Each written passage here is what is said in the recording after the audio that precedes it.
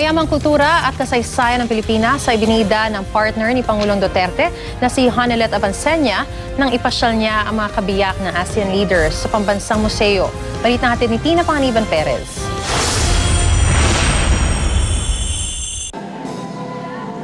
Sa harap ng spolarium ni Juan Luna sa National Museum, nagpakuha ng litrato ang partner ni Pangulong Duterte na si Honelet Avancenia kasama ng mga kabiyak ng ilang leader ng ASEAN.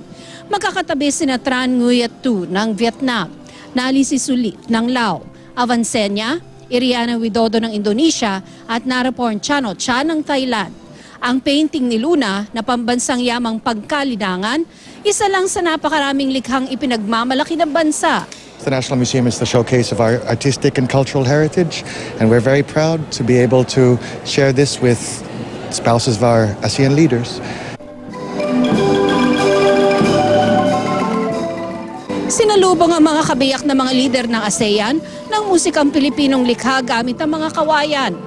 Bukod naman sa spolarium, ipinakita rin sa kanila ang paghahabi ng mga taga South Cotabato at Palawan.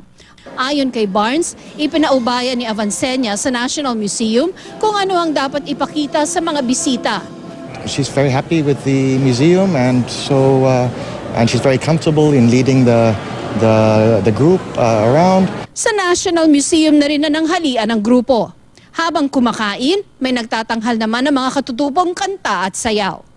Tina Panganiban Perez, GMA News.